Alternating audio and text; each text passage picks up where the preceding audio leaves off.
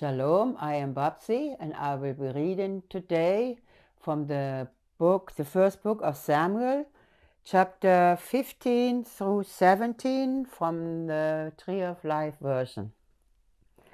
Then Samuel said to Saul, Adonai sent me to anoint you as king over his people, over Israel. Now therefore, listen to the voice of the words of Adonai. Thus says Adonai Tsevaot, I remember what Amalek did to Israel, how he set himself against him on the way while he was coming up from Egypt. Now go and strike down Amalek and put all he has under the ban of destruction.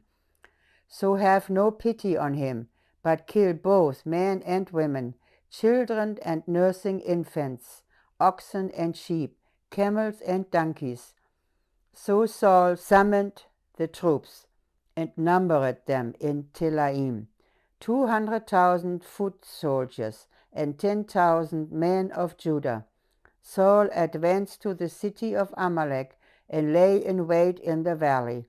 Then Saul said to the Kenites, Go, depart, get down from among the Amalekites, or else I may destroy you with them.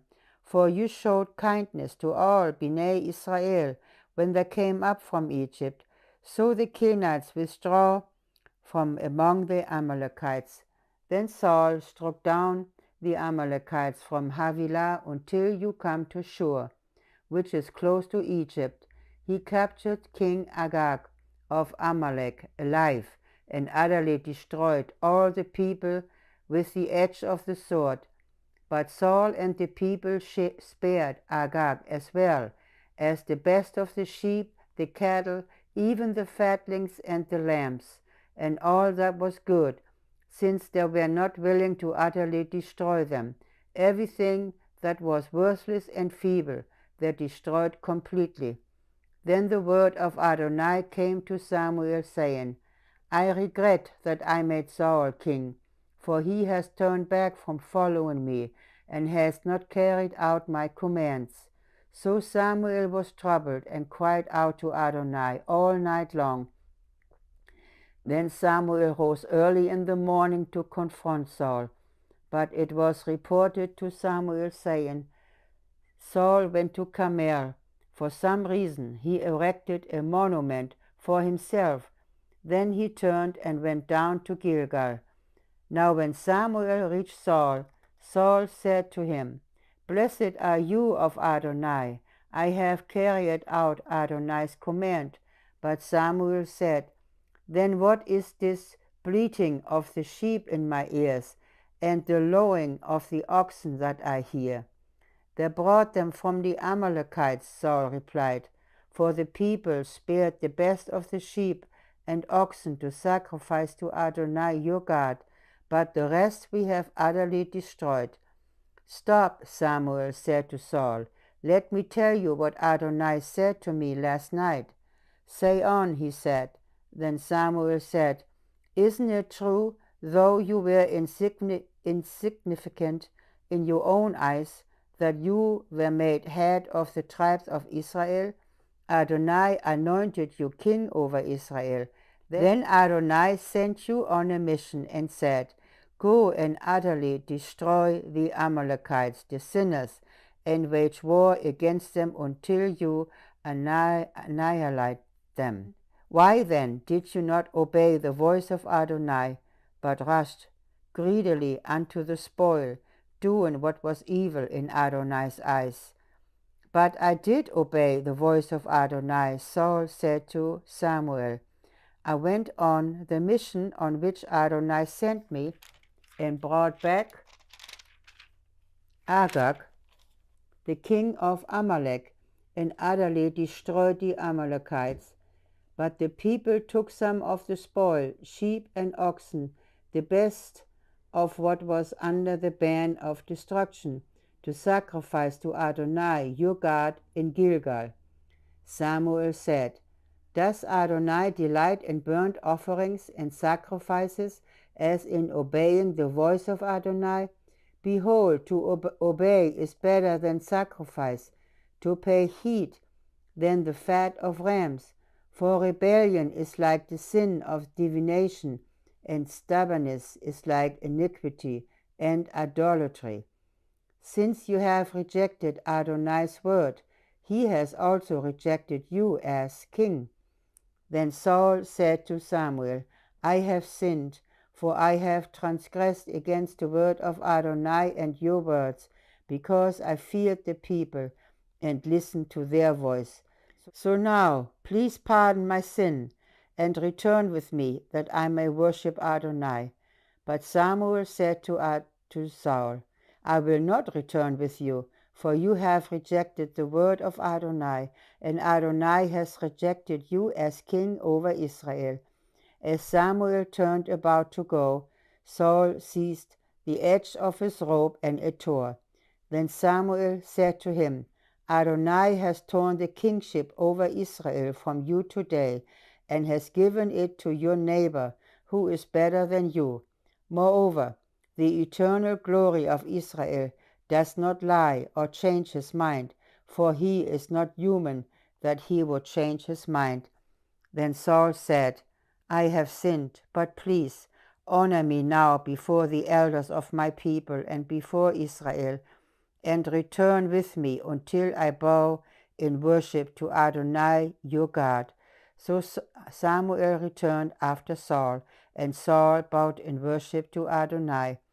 Then Samuel said, Bring me Agag, the king of Amalek. Agag approached him in chains, thinking, Surely bitter death has turned back. Then Samuel said, As your sword has made women childless, so will your mother be childless among women. Then Samuel cut Agag in pieces before Adonai in Gilgal. Samuel then went to Ramah, while Saul went up to his house in Gibeah of Saul. Samuel never did see Saul again until the day of his death. Yet Samuel mourned over Saul, while Adonai regretted that he had made Saul king over Israel.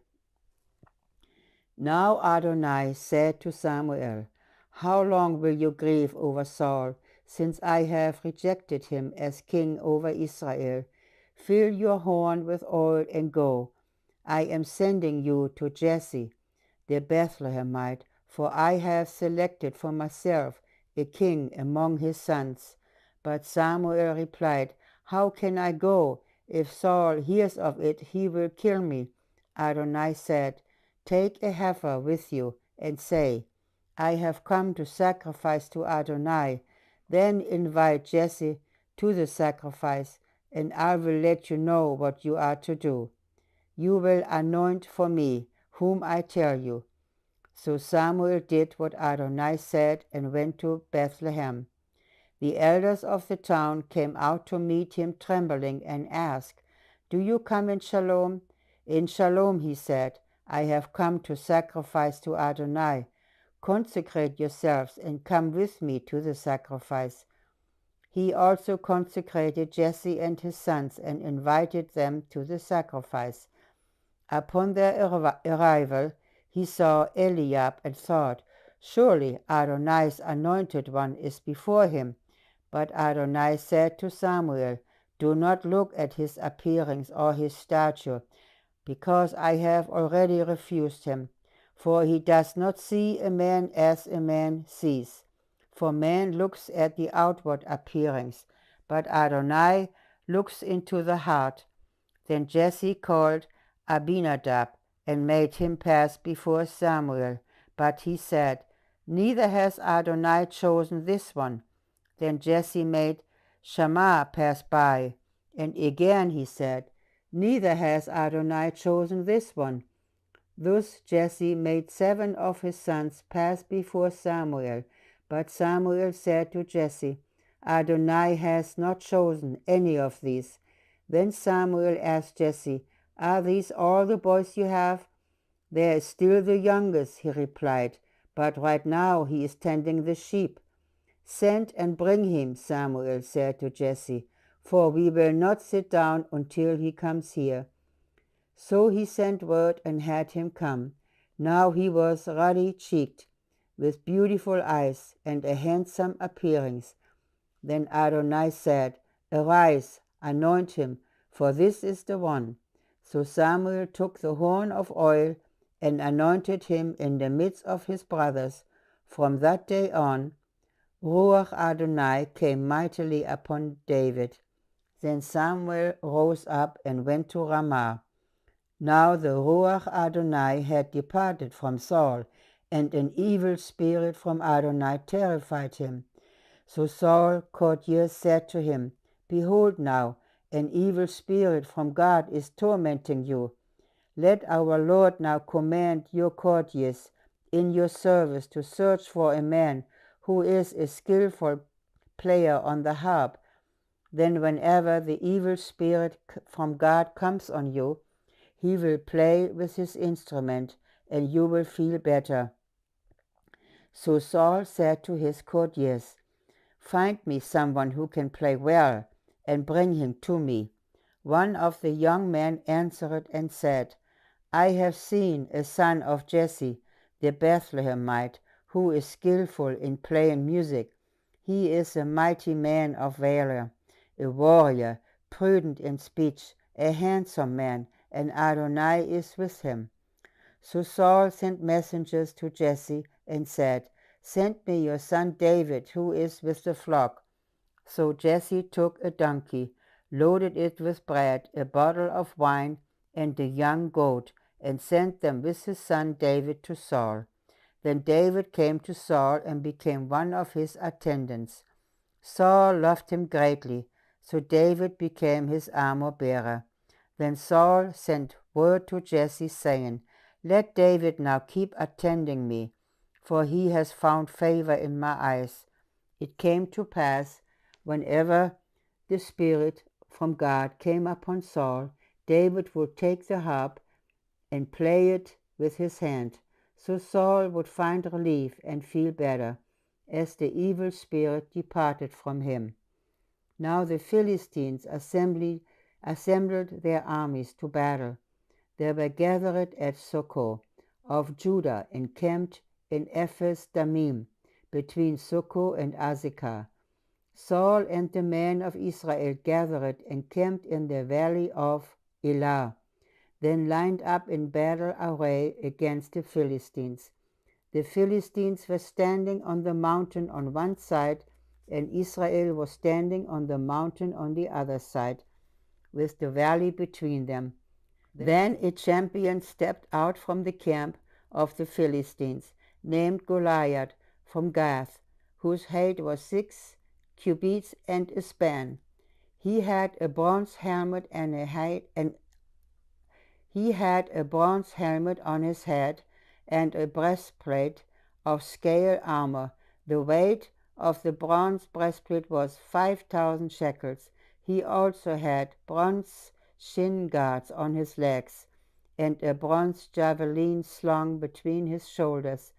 The shaft of his spear was like a weaver's beam, and the head of his spear weighed 600 shekels of iron, and his shield-bearer was marching ahead of him. Then he stood and shouted out to the ranks of Israel, saying to them, Why come out to line up in battle array? Am I not the Philistine? And aren't you Saul's servants? Choose for yourselves a man, and let him come down to me. If he is able to fight with me and kill me, then will we become your slaves. But if I prevail against him and kill him, then will you become our slaves and serve us. The Philistine added, Today I defy the ranks of Israel. Give me a man, so we may fight together. But when Saul and all Israel heard these words of the Philistine, they were dismayed and very terrified. Now David was son of a certain Ephrathite, man of Bethlehem of Judah, whose name was Jesse. He had 8 sons, and during the days of Saul, the man was old, advanced in years among men. Now the 3 oldest sons of Jesse had already left and gone after Saul to the battle. The names of the 3 sons who went to the battle were Eliab the firstborn, and second to him Abinadab, and the third Shammah. David was the youngest. So the 3 oldest followed Saul. Now David would go back and forth from Saul to tending his father's sheep by Bethlehem. For 40 days the Philistine would come out every morning and evening to present himself. Then Jesse said to his son David, "Take now for your brothers an ephah of this roasted grain and these 10 loaves, and carry them quickly to the camp to your brothers. Also take these 10 slices of cheese to the captain of their 1,000, and check out the welfare of your brothers, and bring back some token from them. They are with Saul and all the men of Israel in the valley of Elah, fighting with the Philistines." So David rose up early in the morning, left the flock with the keeper, took the provision, and went as Jesse had commanded him. When he reached the camp, the army was going out to the battle line, shouting the war cry. Israel and the Philistines drew up their battle lines, army against army. Then David left his baggage in the care of the baggage keeper and ran to the battle line and entered to check out his brother's welfare. But as he was talking with them, behold, the champion, the Philistine from Gath, named Goliath, was coming up from the ranks of the Philistines, and he spoke these same words, and David heard them. Upon seeing him, all the men of Israel fled from him in great fear. All the men of Israel were saying, "Have you seen this man who keeps coming up? Surely he is coming up to defy Israel.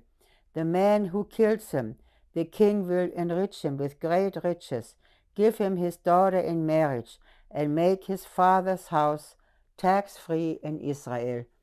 Then David asked the men who were standing by him, saying, "What will be done for the man who kills the Philistine and takes away the reproach from Israel?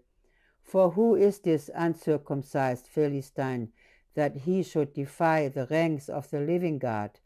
The people answered him with the same speech, saying, "Thus it will be done for the man who strikes him down."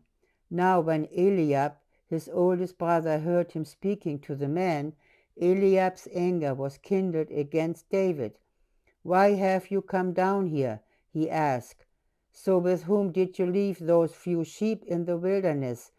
I know your insolence and the wickedness of your heart, for you have come down here to watch the battle." "What have I done now?" David said. "It was only a question."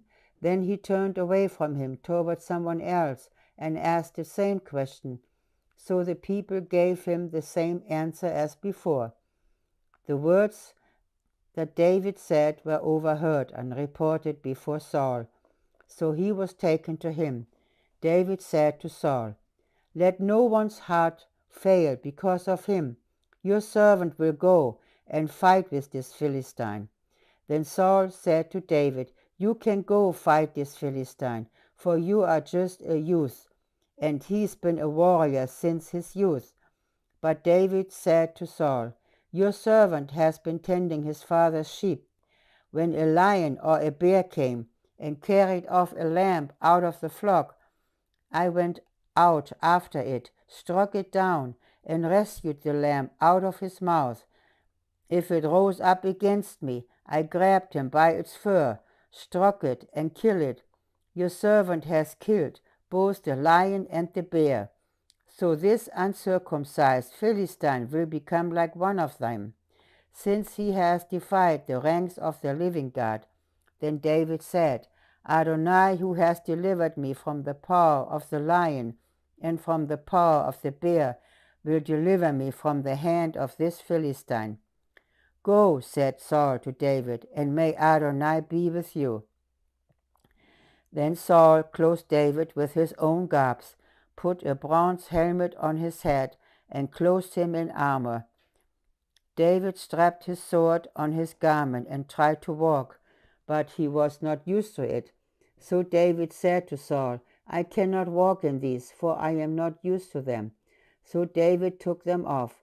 Then he took his staff in his hand, chose 5 smooth stones from the valley, put them in the pocket of the shepherd's bag that he had, and with his sling in his hand, he approached the Philistine. Meanwhile, the Philistine drew nearer and approached David, with his shield-bearer in front of him. Now when the Philistine looked and saw David, he disdained him, for he was just a ruddy boy with a handsome appearance. Then the Philistine said to David, Am I a dog that you come to me with sticks? Then the Philistine cursed David by his gods. The Philistine said to David, Come to me, so I may give your flesh to the birds of the sky and the beasts of the field.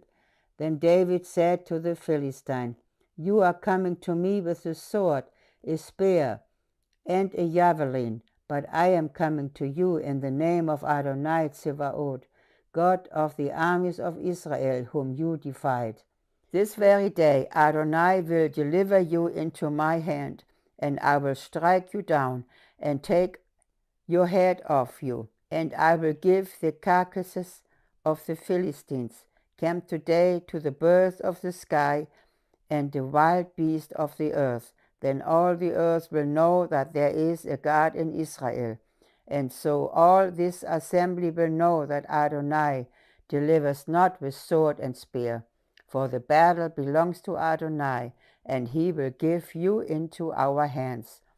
Then when the Philistine rose and began to advance, drawing near to meet David, David ran quickly toward the battle line to meet the Philistine. David put his hand in his bag, took from it a stone and slung it, striking the Philistine on his forehead. The stone sank into his forehead, so that he fell on his face to the ground.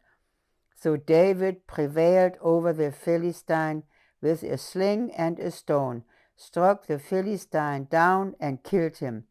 Since there was no sword in David's hand, David ran, stood over the Philistine, picked up his sword, drew it from its sheath, slew him, and cut off his head with it.